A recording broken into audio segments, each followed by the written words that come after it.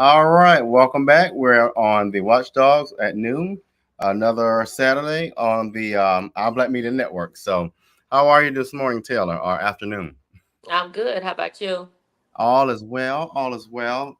What we will do today is a shorter, abbreviated version of the Watchdogs. Both of the other co-hosts had obligations that were unforeseen, and so we won't do the part two of the discussion that we had last week. But what I wanted to do was highlight the Gullah Geechie Grand Ball that is hosted by Two Chef Restaurant.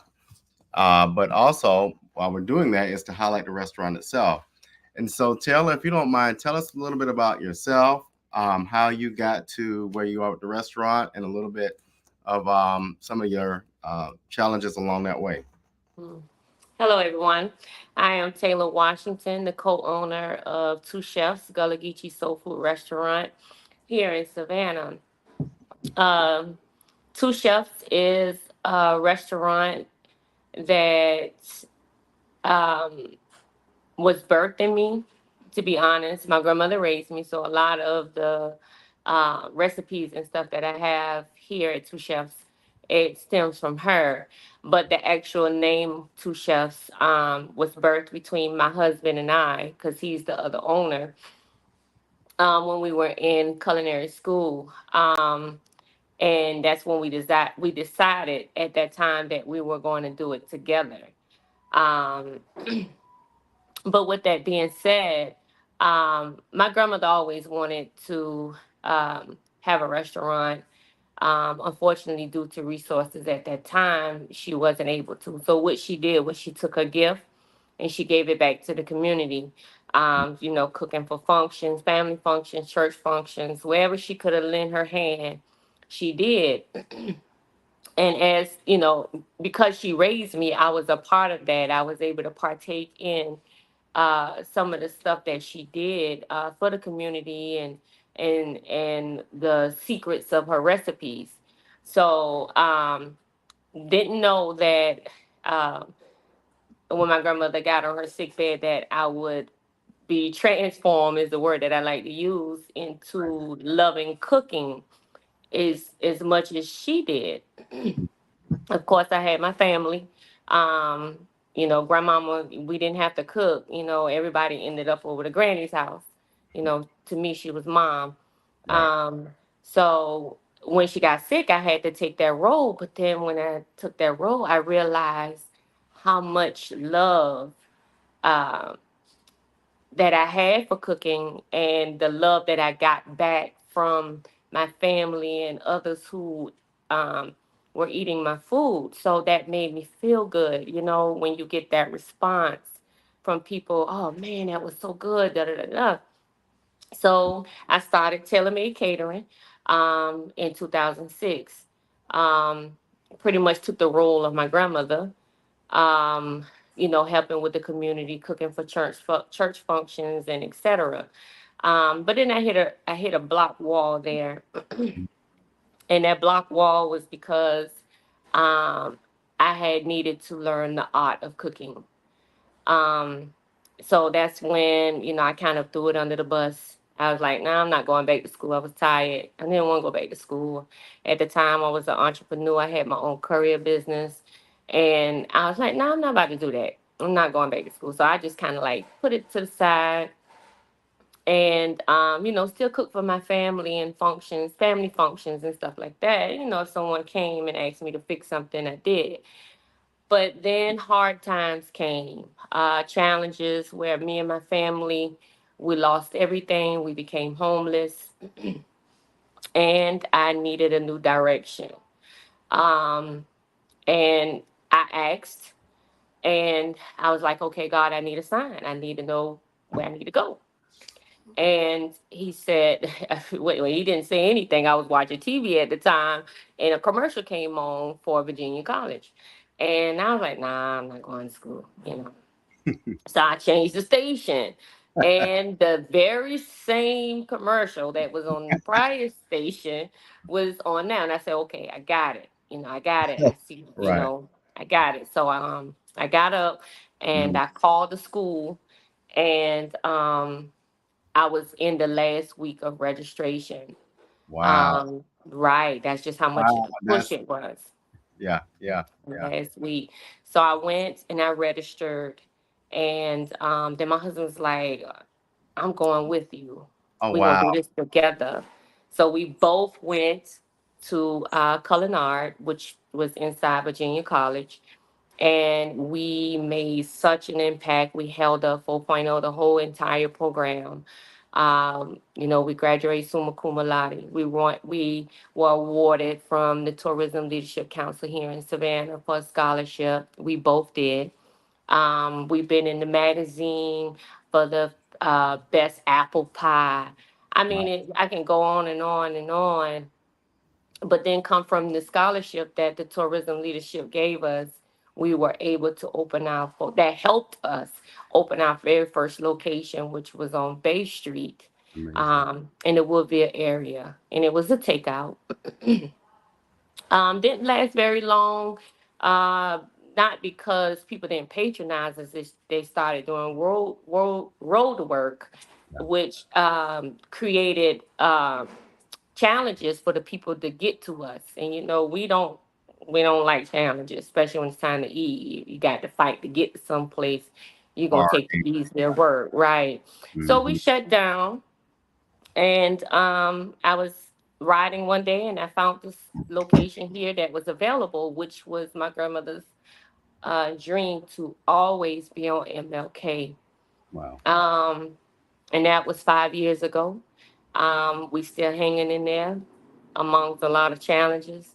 Um, but that's pretty much how it all began into present. Wow. How So Chandra is McKeithen just joined us. She's one of our guest commentators, and I think Julius is about to promote her to be a full-time commentator. But I Chandra, this say, is Taylor Washington. how you Hi, Miss doing? Washington. Congratulations on hanging in there for 5 years. I'm a small business consultant, so that's phenomenal. But Thank I you. wanted to ask you a question. What Hmm. would you say would be some of your biggest challenges? Even I know that one of your challenges was the barrier that you had in having to move. But what would you say has been some of your other challenges since moving, as a small business owner in the city of Savannah? What has been some of your other challenges? Well, resources is always number one. Being a black owned business, period. Um, Resources are very challenging for us to obtain. Um, and then also the other greater challenges, because these two sorry for that noise, kind of sit um, next to each other. Khalil, could you tell him to turn it off, please? Kind of sit um, next to each other, and that's the support of the community. Um, and that if we had the support of the community, um, it would be a whole lot better and not so hard versus fighting against the wave. You know what I'm saying? So um, at that time, we had to find our market. We had to find other ways to pull people who are not in the community to the restaurant. Mm-hmm. So in order to survive, because if we had to completely rely on the community to survive, we wouldn't be here. What's your cuisine? It's Gullah Geechee. Okay. Oh Yeah, my God. yeah, it's Gullah Geechee. One of the hottest movement right now that's going on. Um, Yes, all over you the know, nation, actually. I mean, right, I'm right. I'm here in Houston, and Mm-hmm. I cook like my family is Gullah Geechee, and I cook a lot of Gullah Geechee food, and these people they don't know anything I'm about on it, that side. you know. So when I Mm-hmm. say, have you ever had seafood pie or something like that? They're like, what is that? What is red rice? Right. What Right, you know, so they right. don't know that type of stuff. But No. when you're saying resources, I'm supposing you're talking about financial resources, right? Right. You know, Okay. resources, help from the city, you know, being well, we typically A not minority minority. business. You Yeah, are a but minority business. I right. mean, if you and your husband own it, you know, you're 100% minority owned because I it's share. women owned and black owned. There you go. Right. Both sides. Right. Yeah. Um, so my question, you know, I have questions. Go for it. Um, I'm glad you have questions. you know, uh, what have you reached out to the SBA? I've done all of that. And then, you know, That's they put so many steps and stipulations. Right. right, you know what I'm saying? So me and my husband just kind of came to the conclusion we're just gonna stand on faith and believe that all is well, and it has been. You know, sometimes we we kind of rebuttal or we um get angry about the way things go, but that was the plan. You know what Mm, I'm Mhm. saying? Because mm, maybe my ancestors don't want them involved in what we got going on. You know okay. what I'm saying? You know, Yeah, because that would involve them. That would cause dictatorship. That would cause them to somewhat control how you operate. yes. Well, yes, yes. I agree, but then I want to just say to the public that's watching Mm, that, you know, the Small Business Association, they they're a federally funded, you know, agency Correct. that that function under the guise of we help small businesses. But Hmm. every, you know, I talk to so many people every day, especially black owned businesses, that say, yes, I've gone to the SBA and, you know, I talk, you know, they put me in touch with SCORE and this is the reason why I'm bringing this up, right, right. because I want to highlight the hypocrisy No, in oh, yeah, yeah, yeah. in these agencies that's supposed to be here to help these businesses. Because when you have a business like Mrs. Taylor's business that has been in business for 5 years, Hmm. she should be turning not only a great profit by now, but she should be getting every support that's out there, you know, finances and all, because there is money set aside for not only small businesses but for minority businesses. Hmm. But it's the lie, you know, because they have the carrot, and this is the carrot, and they tout this carrot in front of us saying, oh yes, you know, we have money for minority businesses. But when you go, they don't tell the story of all of the rejections that they give, and all of the, okay, yeah, you did this, but now we need you to do this, and we need you to do this, and so when they put up all of the red tape and bureaucracy, that and when you're going through, you know, you want me to fill out 100,000 pages of what Hmm.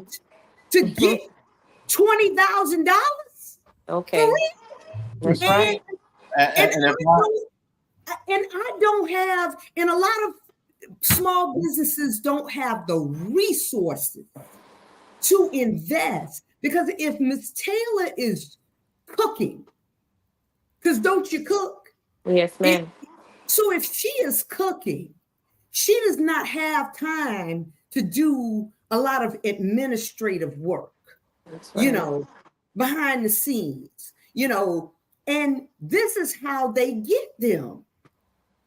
And I mean, so you don't provide really a good technical assistance. All you're telling them is, okay, yeah, fill out this, bring it back, and then once they fill out that, then you look it over, and then you say, okay, no. It's very similar to what goes on with small black contractors in the city as well. As soon as they qualify or they meet the criteria, we move the finish line. Yes. And that's why, in certain cities like this one, we don't see our people thrive, right? Because we have our people who are holding our people back. Yes. That was a meme I put out the other day by Malcolm X, and he talked about the house Negro and the field Negro. And we operate like that very much now. It's just with other people's money that don't look like us. And so when that carrot now that's dangling in front of these leaders is called a brown bag, right? And so people that suffer are our small businesses, are our communities, are our young people. And so, it's disappointing. But one of the things that I've learned so much from Taylor, because Chandra, she also ran for city council. Taylor really inspired me, and I've always been a very spiritual person, but just the whole idea, and she talks a lot about this, is the ancestral spirits that are around us. We're protected by ancestral spirits. And, that's a very important thing to tap into, because, there are some days, like you said, you want to be angry, but you're like, you know what? I'm covered. I'm anointed. And that's important. Sometimes we fight for something that is more damage to us than it would be great for us. And I've learned to, I don't get me wrong, I pick my battles, I stand firm in whatever that is I need to stand firm in. But Mhm. it's also with the guidance that I have from my ancestors, because I have that communication. You know what I'm saying? So what that means is this building, these two spaces that me and my husband have here on MLK, when I say we are the epitome, the truth of getting it out the mud in this building. Um, and that means our own money that we had. Okay. And no help. You know what I'm saying? Nobody helped us. This was just me and him really grinding. And with that being said, you know, I've with the strength of that and putting this together and building this, you're not really so open to people telling you what to do. You know what I'm saying? Especially when you going to get help, and that help is trying to get you to change your plan or Mhm. change your vision or change. You Mhm. like, wait a minute, hold up now. You know, this is not the help that I thought you said you were going to do. You know, so those are the things that uh, conversations that you really have when you sitting down with some of those agencies that say they want to help you, like someone want to market you, and stuff like that. And when you sit down, because I'm gonna sit down, I'm gonna hear what you got to say, and I'm listening very, very well, because it's the words, it's the way they use certain terms that will let you know they just want to come in and they're gonna take over. My grandma Mhm. always used to say, "You give them an inch, they take a mile." So sometimes you have to be like, "Nah, that's all right. You know, I got Yeah. this." You But know, but to me, you know, I I back when I was working for, back when I was doing consulting work for the Entrepreneurial Center, Mhm. I would tell people, do not get discouraged. hmm Don't get discouraged. And also, I believe, I believe in the Bible. I believe in Habakkuk 2:2. write the vision, make it plain, though it tarries, it shall come to pass. Ashe. So if God gave you a vision, you write that vision and you make it plain, and you don't vary from it, not one way or the other, because that is the vision that God gave you for what he wanted you to do, just like he gave Moses those commandments, Right. And that's what that's the assignment. This has been your assignment. So you take that, when we take what our assignment is to these people that's supposed to be there with the resources to help us, we're supposed to, whereas they have one criteria for the Caucasian and the Asian and the Indian businesses, then they have another criteria for ours. We have to have pristine credit scores and a history and all of this. And how can you have a history if you just start? How can they tell you, well, be in business 3 years and then come back? Well, if I'm using, if I got to use my resources and all of this, tell me how, you want me to come in behind the 8 ball, and barely stay open. You know how it is. Oh yeah. You want me to barely stay open by the hair of my chinny chin for 3 or 4 years. And then you may come in and rescue me. That's how they treat our businesses. Whereas when a white business opens, they will give them all of the resources they need up front. That's right. To open it up, everything, and the money that they're going to need to pay their employees, payroll, everything. Yeah, until they start turning a profit. That's right. For at least the first year. Did you know this? Yes. So if they say that it's going to cost us 300 and whatever to get this off the ground, they're giving them 400. There you go. There you go. But if you come in and you say, hey, it's going to cost us $280,000, and that is just for y'all equipment and supplies and stuff like that. You didn't even take into account your workers and stuff. Right, inventory and payroll. Yeah, they're saying, well, we can give you $25,000. Well, what's that gonna do? What is that gonna do for us but give us some debt?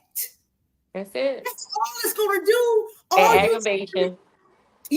All you trying to do is see if we're going to pay the money back. We're gonna pay that $25,000 back, and then you might increase that 25 after 2 years to 50,000.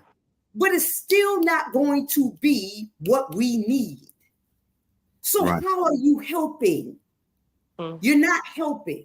And this is what we need to be when these administrations, Biden, Trump, Obama, all of them, when all of them are touting, this is what we did for small minority businesses. And no, you didn't. Well, hold on. I want to slightly disagree, because this becomes a local issue. If the money trickles down from federal to local, and local folk ain't doing what they're supposed to do, as they did with the CARES Act money, that's where the problem is. It ain't got nothing to do with the federal level. It got everything to do with the local administration of the funding that comes down, and specifically, like you said earlier, given to do these things. But because I want to pay off debts to my campaign buddies, that's where the money goes. So let's be real about it. I'm not going to, Well, that's what's going on here. I don't know how they decide or how they allocate or what, but just like I said, it needs to be highlighted. And we need to be saying, hey, something in the math ain't mathing. And Taylor, even though, I know that it seems like, what, I just don't feel, and so many Black businesses have felt, and that's what they bargain on, RG, that you'll just get tired. Yeah. And that's how they did us in the voting rights. When they was putting all of those jelly beans in the little bags and saying how many is in the bag and all of this type of stuff, and can you recite the first 6 constitutions and all of this type of stuff? When they're putting up all of these barriers, they were hoping that we would get tired. Yeah. And say, okay, I quit. But we cannot get tired, because the people during the civil rights movement, they were making a way for us, and we have to make a way for the next. The reason why these 30-some-year-olds, they're creating their own businesses. They're not even going into corporate America. They said, I don't want to work 30 years for nobody and only come out with nothing to show for it. Let me tell my own self what I'm worth every year, because I don't want to be my parents who they told them, okay, you're only worth $40,000 a year, $50,000 a year, and then a lot of our parents, when they died, they were still kind of broke. Yeah. I mean, and so Ivan, you're exactly right. It does come to the state level and then to the local level. But I will say this, and some people are gonna get mad about it, but I trust Brian Kemp to do the right thing more than this mayor. Yeah. So I'll leave it at that. And then we have to press our legislators. Huh? Our local. I'm not even gonna put it on them. The money gets to here, to the city. All right, let's just be real about it. The money gets here. It ain't got nothing to do with them. It got everything to do with favors. Period. I mean, but my thing is that I just don't have the time to fight for that. I have to keep moving, and find the ways, because there are ways. Because our ancestors has proven to us that we don't need them. We don't. No. And when they built the Black Wall Street, many of them, they didn't need them, And with that, what I'm saying is that we'll be more powerful if we come collectively together and unify.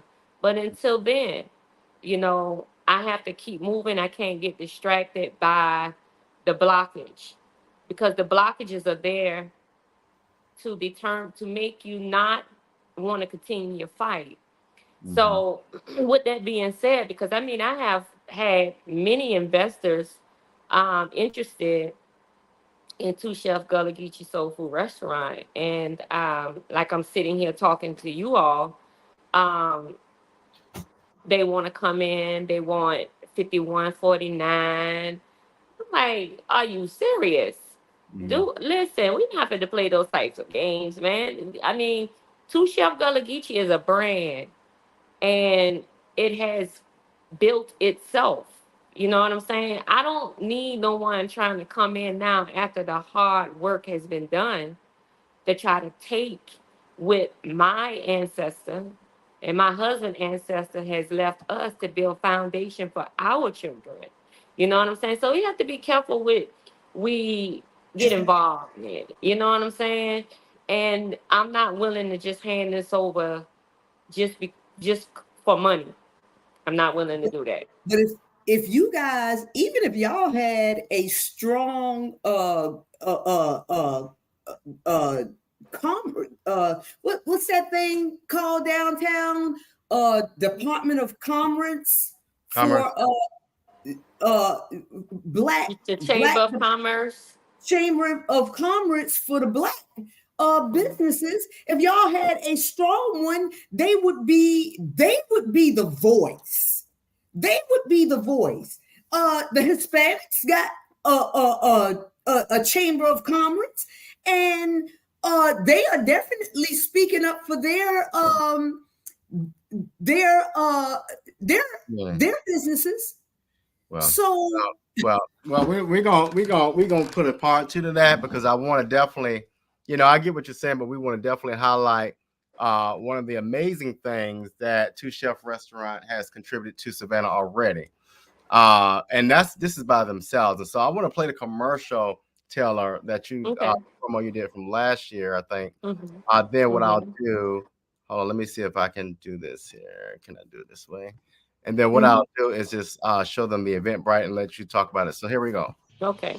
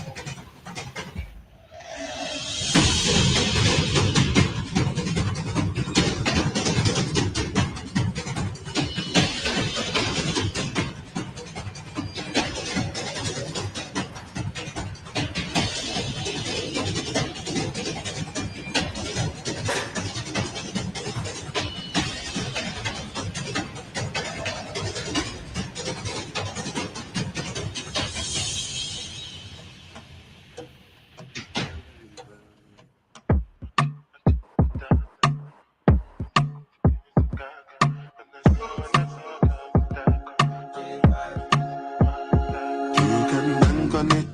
You can put 100 grand on it. Anything I said, I stand on it. In a private plane, I land on it. They lay hood and they call me Bankole. Cause I walk around with a bank on me. Show them Gangnam style, put the gang on them. Twist my fingers up and bang on them. Lily who, lily who, lily who. Different type of evil available. And any one of them can kill it. Make sure you Anytime, check this out. anything can happen. No. Okay. Any one of us could have been pops. All right. Let me get rid of that, and then I'm gonna put the Eventbrite up. But go ahead and tell us about the program, the event. Very educational, but I'll let you kind of do your thing. Yeah, two chefs. Well, not so much of two chefs. I mean, we are the foundation of the Savannah Chatham Gullah Geechie Grand African Ball here in Savannah, which came about because there are very limited culture events here in Savannah, especially in Black History Month. I mean, we are Black History. We are America's Black History. They just put us in this 1 month. But my point is that Muito um, bem. we had to um, come up. We came up with something. It was a thought that came to mind, and I reached out to my chief Alakba. Baba Tunde, he is the priest that you see me with on the news and everything. And I was like, Baba, what you think about, me doing a Gullah Geechee Grand African Ball? And he was like, yeah, let's do it, you know. and we took off. Um, my vision was very.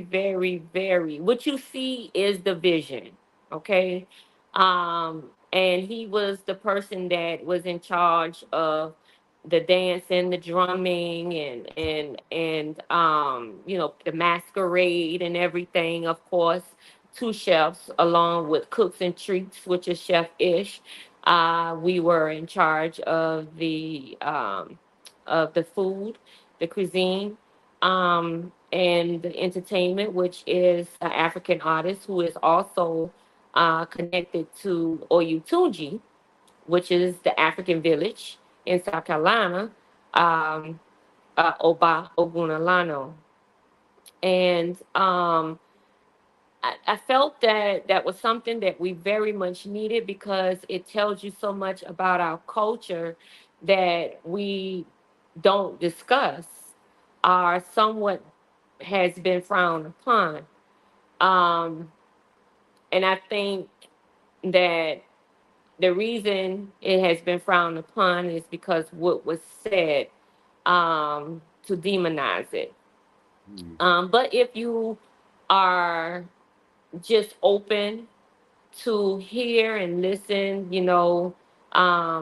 about our ancestors and what they did, what was their culture, I think you'll be more in tune and more connected.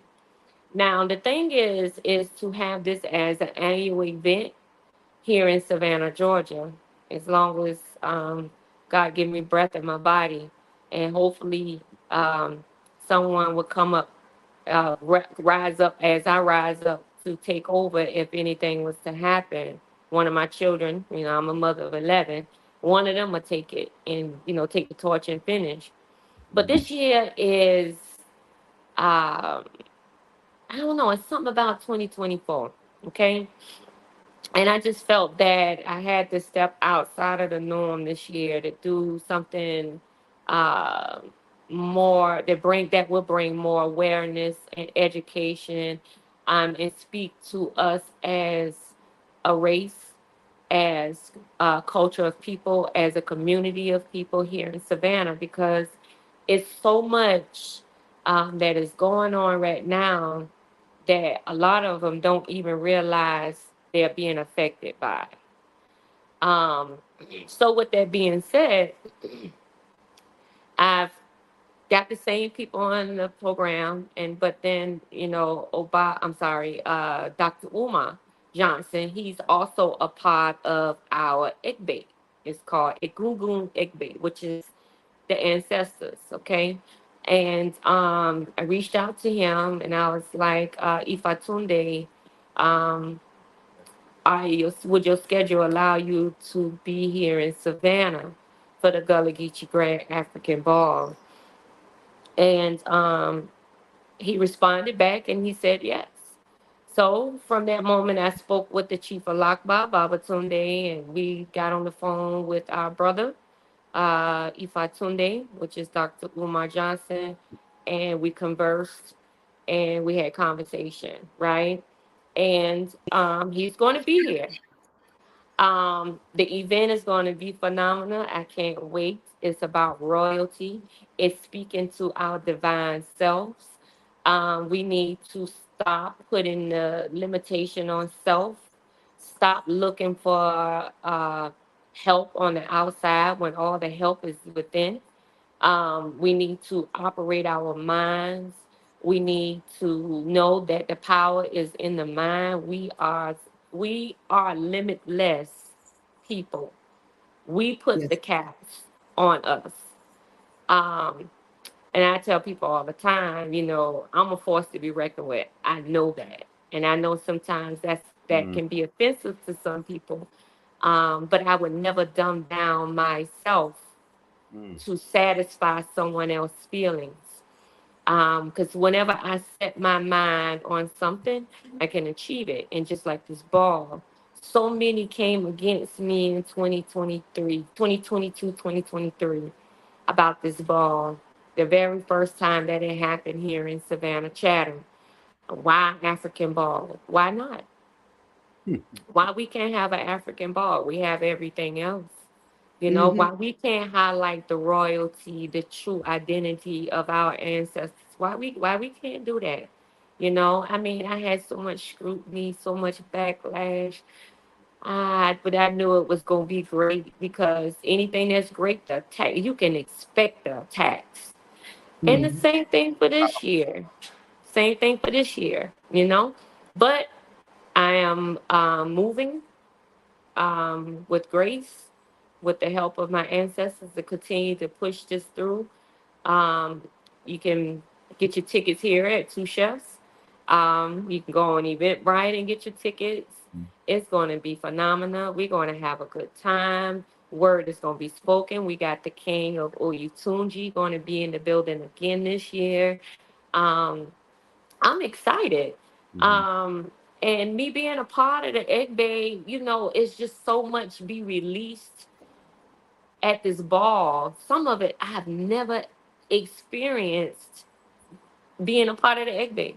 You know, it just unfolded itself. And it's like I'm in a maze. I'm like, oh my goodness, you know. So I can't wait to see what Chief Alakba have planned for us this year. As we roll out the drums of the African beat and the sound of our ancestors coming in the Ralph Mark Given Civil Rights Museum Annex building. I can't wait. I can't wait. Girl, I'm tingling in my seat just to ask you some questions, girl. So I'm so excited because Dr. Umar Johnson is one of I love him. I absolutely love him. And I wanted to ask you, you know, as a Gullah Geechee person, have you ever thought of doing the name change like he did? And my name has been changed. My name is Moralayo Akin Renola. Oh my God, what does it mean? The warrior has returned to wealth. Praise God. I am definitely a warrior. Yes. A lot. I have not been released fully yet. I don't know why, but you know, timing is very important. Um, I'll be starting my podcast as well. I'm trying to start it before the African ball, but I don't know because there's so much going on with it, and I'm involved in every part of it. So when I started the podcast, I want it to be on point, not something that I just kind of throw together. You know what I'm saying? Because whatever I put me in, I want all of me in, not part. So, but this warrior has arrived, and the silence is done. It's time for the people to hear my voice. It's time for the people to hear their truth. It's time for my people to know who they are. It's time for my people to know that they have all that they need in them. We came here equipped to survive and live life on this earth without having to go on hands and knees and begging. We don't have to do that. You know, slavery, excuse me, has did some damage, some generational curses. But it's time now for it to be broken because we are now coming into that new age, which we've been in the new age since around 2008, 2009. But we do know coming out of Pisces into the Aquarius, which is the age of knowing and awareness. That's why 2024, you see so much exposure with leaders and people who are not authentic in what they doing or have been doing. Okay. Yeah. So, and the truth of who we are as a people, people are, a lot of people don't like the term woke, but a lot of people are waking up.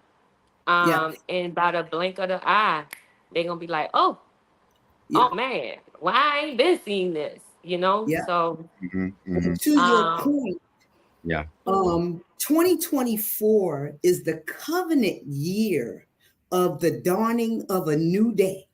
All right now. So if you are a spiritual person in tune to the spirit, in tune to the ancestors, in tune, whatever you have been in tune to, this is the covenant year of the dawning of a new day. That means that the old, don't even look back at the old things, because the new has come.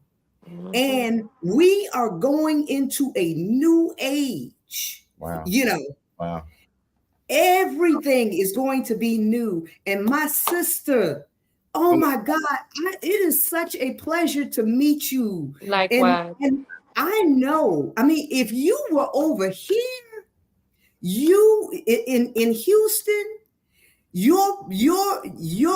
they would throw out the carpet for you, because your push would never have been. I mean, in Savannah is kind of, even though they are right there in the where the slaves came in. It's sad, but it gives what it gives. And but over here, where we have one of the biggest populations of Africans and Caribbeans and all of the Africans get together here. In fact, I attend a church, the Dominion International Center, and we dress up in African wear every Sunday. So, I mean, when I come to your African ball, I'll just be coming in my Sunday gear. I mean, but we celebrate our African heritage every day, and it is just, oh my God, this is just such a pleasure. And I want to get your information, because, I want to invite you over here because I got some ideas, that may open up some new doors, because I see God just, the doors, God will enlarge your territory. Oh, definitely. Most definitely. I said this before, because I've always communicate, and I'm like, okay, do I need to leave Savannah? Look at the answer. See the spirit working against us. Baby, you thinking what I thought too. Listen, tell her, where are you? Tashi said that. You see how the evil spirits work. See how I tell you, Chandra, she just spoke a mouthful. I don't care who hear it. I thought the exact same thing. Yes. Out of being beat down and looked at crazy. People don't like it because you ran against your friend. What kind of mess we living in now? Yes. But she is absolutely phenomenal. Oh yeah. And God, I'm sorry, y'all. No, that was it. I told her that was my phone. Now you said that. I've been fasting and I've been fasting and praying for the last 17 days, so I've been having new visions and God's been giving me new stuff, so when, so I'm hyped up on what this year, it's going to be phenomenal for all of the visionaries. For all of the people that feel like they've been delayed. Well, let me go back to Taylor's comment. See that every time we go back to that very top, there you go. Taylor, you said you took the words out of my mouth. I thought about, what if I gotta leave? I'm gonna let you finish that thought. Go ahead and finish that thought for us. You still hear us? Can you hear us, Taylor? Taylor. You might have to go in and come back out. Go out. Go ahead and go out. Let me send her thing. Go out. There you go. She'll come back in. But no, even with you, Chandra, I mean, you know all too well what happens when people get mad because you challenge them and they blackball you and the city you up in, and that's okay, and people support that. But you want silver, but it's silver to blackball somebody. Come on, folks. Yeah. Pulpit. But you know what? One thing about it, if God be for me, who can be against me? Well, I agree. But sometimes humans who act like ends need to stop acting like ends. Let's go back to what you were saying earlier when you were talking about, you said, you had this vision. What if you had to depart the city of Savannah? But I'll let you finish that if you don't mind finishing that thought. Yeah, I've asked because in your own hometown, you can starve. You know what I'm saying? You got so much you can give. I mean, let's give this for an example. During COVID,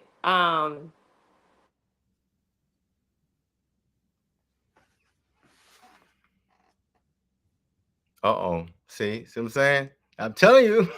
There you go. There you're back. yeah, I don't know what's going on, but that energy, I tell you see what I you said on. every time about that topic. That's confirmation right there.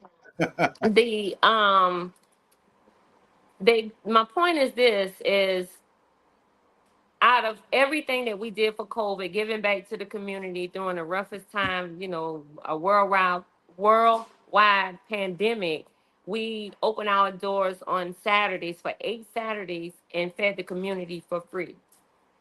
And you'll be like, well, dang, why buy? You know what I mean? Miss had Bunny in the city, she came by, she made it her business to make sure that the people in the community it got in the media for us to be seen. But with that being said, I'm not a Christian at all. I'm very spiritual, but I have been a Christian, but I'm not a Christian anymore. Let's make And I correction of appreciate that. that statement. People don't understand. But People it don't said understand. that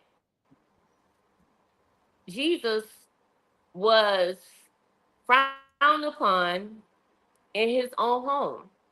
There you go. And a prophet is without honor in their own country. Y'all right, he talking had to on that. leave to be seen as who he truly were. So I asked that question. I was like, I got so much to give, but they was like, no.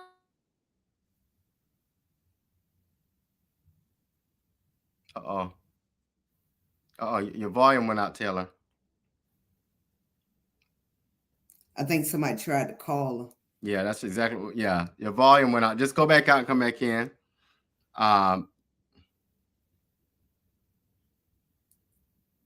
But one thing I do want to highlight, Chandra, you may have not paid attention to. We don't hear you. You gotta go out and come back in. But we're going to close out in 5 minutes anyway.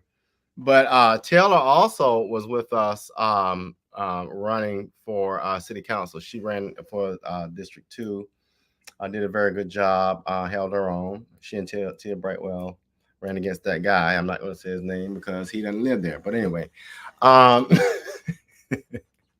we're going to leave that where that's at. But anyway, really, really great shout out. It's so funny that we juxtaposition what we talked about last week about the unmarked graves and how slaves were are buried, and we're walking over these graves, and this is throughout the South, and we had the mass grave in Jackson, Mississippi, to talking about the warrior has risen to her wealth. That is just so powerful in 1 week, how we have had that journey without walking, right? So that's just been a powerful connection. I mean, I want to hear your comments on that. I mean, that's really powerful to know that despite all of the hell this country creates, despite all of the black folk that don't support black folk and the systems that have created that whole foolishness, we still have hope, So what are your thoughts? Man, we have to keep hope, because if for black people, we see more reasons to give up than any other race, and for decades, we see how we've been treated in every aspect of our lives, So, this is just another thing, and every time I look at the news, I mean, it's almost like you're not shocked anymore. I mean, some things don't even, I mean, we're getting desensitized to maybe it all, I mean, I think the problem has become electronics have removed our conscience. We allow Google and artificial intelligence to tell us how to act and behave and to respond. We don't even know how to have conversations. And I mean this in a very broad general sense. We don't even know the value of cultural competence anymore, because this thing right here tells me what to do. We got to step back and realize the humanistic value of things that I think has been so lost in the digital age. I mean, you're exactly right, Chandra. It bothers me when I see young people came at they don't know how to resolve conflict. For God's sakes, they don't even know how to think analytically. Yeah. Yep. If this person says do this, I don't even have enough mindset. And we got city leaders like this. I don't even have enough mindset to think through, why did they tell me to do this? And are they, come on. So we lost all sense of being, so. Yeah. But Taylor, I'm going to be starting my show on the 15th, and it's called Let's Talk About It. And, all right. It's about all the things, we're going to be able to discuss anything and everything we were never allowed to talk about, right. That they told us, shh, just pack it away. If we don't talk about it, it didn't happen, right. So racism, slavery, whatever we want to talk about, whatever we want to talk about as women, exactly. All the things that we never were allowed to talk about, even as Black women, all the things that we have to pack away in our suitcases of secrecy, and carry around in our Erykah Badu bags, That's what I'm going to be talking about every week. And, just with different women, bold women that's, just willing to step from behind the shades and say, hey, I got something to talk about. Let's talk about it. Right. We need it. Yeah. And we'll share we'll share our ideas. They'll share their opinion, and we'll talk about it. So I would love for you to come and just share whatever is on your heart, and, let's talk about it. Oh, yeah, most definitely. Most definitely. Yeah. It's time for the mind to be liberated. We got to release those clutches that's on us. Yes. We can't put the responsibility on nobody else now. The time is us now, Yes. So, We do have to be more self-reliant. And if Dr. Omar Johnson has done anything, he has empowered us all, to say, let's stop waiting for the white saviors. Well, okay. and honestly, and we're going to close out with this, two pieces of information I think that we need to use more often in our community, and that's the principles of Kwanzaa and the use of Adinkra symbols or Sankofa symbols. If you tie those things really well, I mean, and nobody's going to be perfect. We're all going to make our mistakes, but you understand the value of the Kwanzaa principles and the ideology of Sankofa and the Adinkra symbols. Just go Google and see what I'm talking about. All right, so we'll be back next Saturday. I guess Julius may put you back on the show. I don't know. That's your contract. I don't know, but I think next week we'll have a dynamic discussion. I think y'all just hold on. I think we have a guy from the Rabble, Uncle Sean. I think we're going to be talking about how some men lean into their feminine side and do some feminine presenting things that we're going to talk about it, and we're going to have a lively conversation. because we are going to make sure that whatever, like I used to tell my daddy, I am a diversity, equity, and inclusion professional by trade. It is in my bones. You are not going to discriminate, say anything offensive, or talk about a community because you don't understand it. So we're going to understand it next week. Y'all join us. Send me the link. I want to come. I will. All right. We'll see you next Saturday at noon. Okay. All right, then.